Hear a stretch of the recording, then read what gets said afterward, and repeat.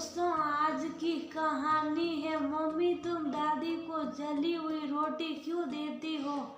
दोस्तों, कहानी शुरू करने से पहले अगर आपने चैनल को सब्सक्राइब नहीं किया हो तो कर लीजिए ताकि आपके पास पहुंच सके हर नया वीडियो।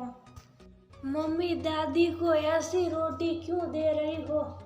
8 वर्षीय मीनू मम्मी लता को उसकी दादी की थाली में बिना फूली रोटी रखते देखकर पूछी। बड़े लोग हर तरह की रोटी खा लेते। लता मीनू को टालते हुए बोली, जो रोटी नहीं फूली होती थी या जली हुई होती थी लता अपनी सासू माँ मीना जी की थाली में परोस देती थी। मीना जी अपने कमरे में ही खाना खाती थी। मीनू इस बात को इतना ध्यान से ही देखती है, लता ध्यान नहीं देती। लता को 2 बेटी हैं, 8 वर्ष की मीनू और 6 वर्ष की सीनू। लता के पति मनीष का अपने बिजनेस है, इसीलिए अक्सर घर आने में देर हो जाती है। वह देर से ही खाना खाते। लता रात में मीना जी को खाना कमरे में पहुंचा देती है। मोनू और सीनू को साथ ही खाना दे देती है। मीनू देखती कि मम्मी मुझे और सीनू को अच्छी रोटी देती है और दादी को बिना फूली या जली हुई। एक दिन लता मीनू को एक चिप्स का पैकेट दी क्योंकि वो चिप्स खाने की जिद कर रही थी। घर में एक ही चिप्स का पैकेट था। लता अपने बच्चों में मिल बांट खाने की आदत डालने के लिए मीनू से कही, बेटा जो भी पास में हो उसे मिल बांट कर खाना सही है। जाओ दादी से भी पूछ लो और सीनू को भी दे देना।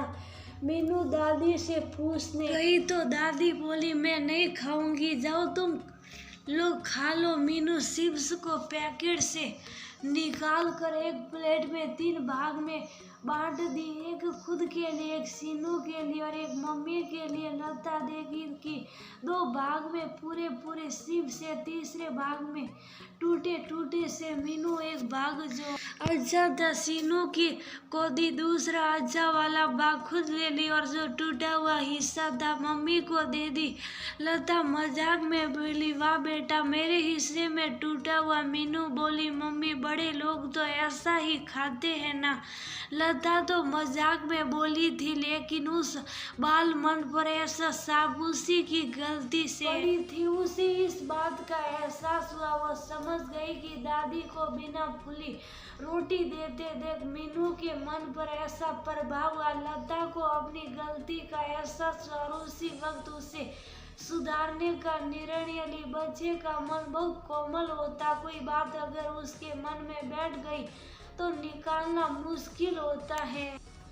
उसी रात लता मीनू के सामने दादी की थाली लगाई और उसमें फूली हुई रोटी डाली। मीनू पूछे, मम्मी आज बिना फूली हुई रोटी नहीं है क्या। लता बोली, है बेटा, लेकिन घर में सबको अच्छी रोटी ही खानी चाहिए, दादी को भी। हाँ, सबको शायद मीनू तुरंत नहीं समझ पाती पर लता पूरी कोशिश करती कि ऐसा कोई भी काम ना करे जिससे बच्चे के मन पर कोई गलत प्रभाव पड़े।